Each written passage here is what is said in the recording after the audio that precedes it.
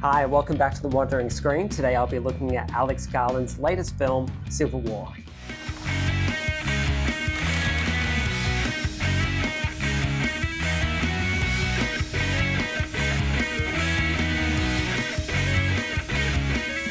Alex Garland has directed films like Annihilation and Ex Machina, and he's in top form with Civil War.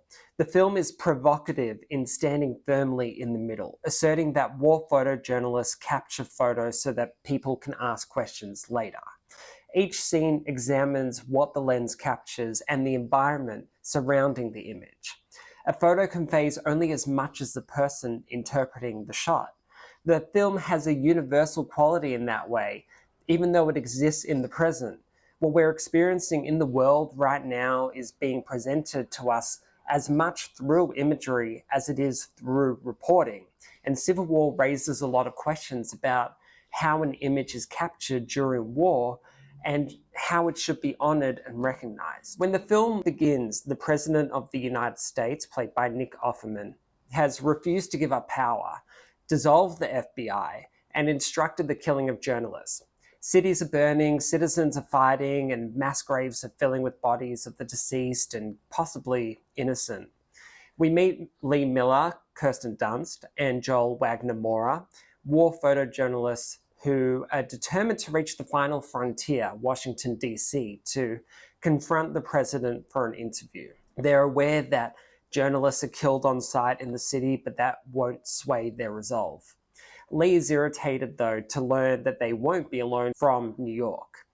Kaylee Spaney, recently seen in Sofia Coppola's Priscilla, plays an inexperienced photographer, Jesse, who manages to join the trip.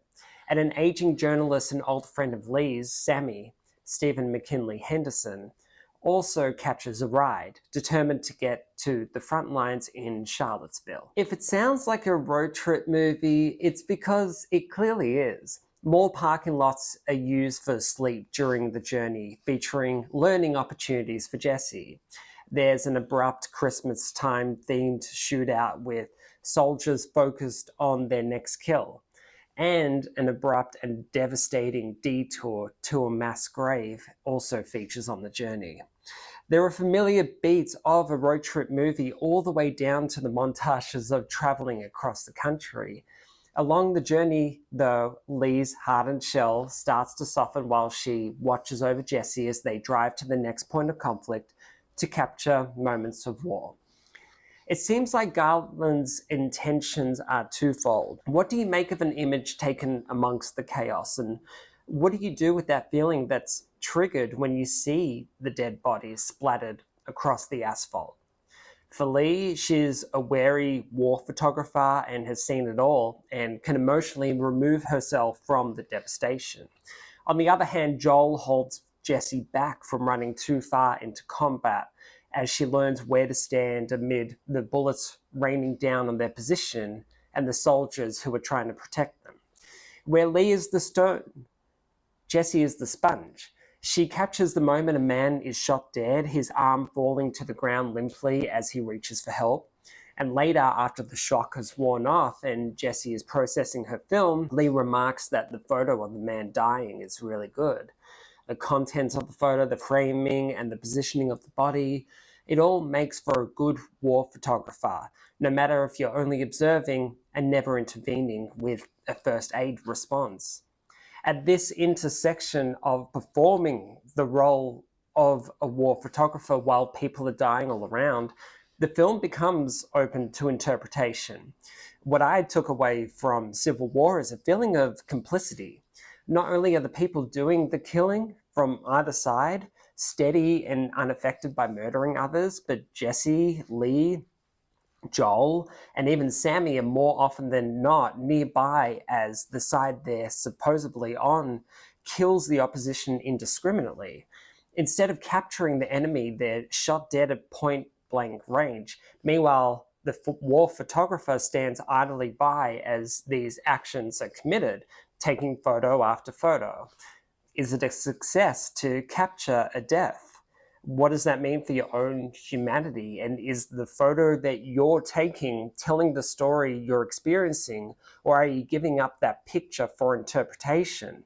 And so what exactly is the measure of success here in the loss of life and without due process?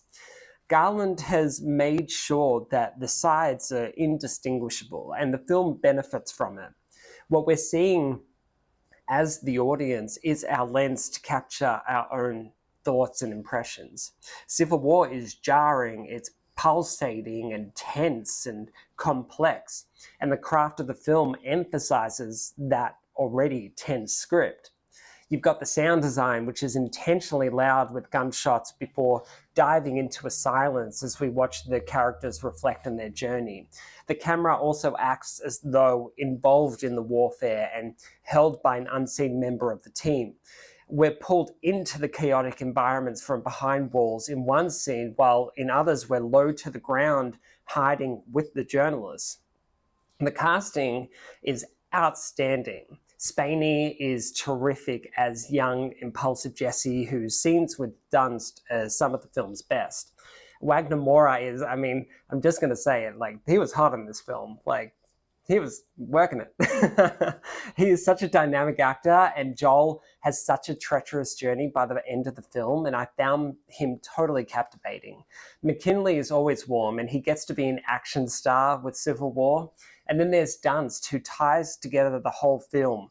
Her hardened face speaks volumes for years of war, and she's psychologically and spiritually scarred. But when Dunst lifts the camera, it's like she's about to talk. That relationship between her and the lens is so essential and entirely convincing. The only thing I was left wondering by the film's end, which might be the purpose, was whether there was value to their work. It was only recently that 2 war photographers won a Team Picture Story of the Year for their photo of an Israeli civilian taken hostage by Hamas, and the photo shows her limp body lying in the back of a truck bed as Hamas members surround her. And it's truly wild to see the comparisons between photojournalism today and what is displayed in the film, and it could not be more timely. How can you award someone for capturing a kidnapping and not intervening? And should the war photographer even be there in the first place? Yes, they're supposed to document, but aren't you also supposed to have a sanctity of life and to be saving people? You can be sure that it will take longer than a car ride home from the movie theaters to unpack this one. What's going on? Someone in that house. They're stuck. We're stuck. Who do you think they are? No idea. Hey, we're press. Cool. Now I understand why it's written on the side of your vehicle.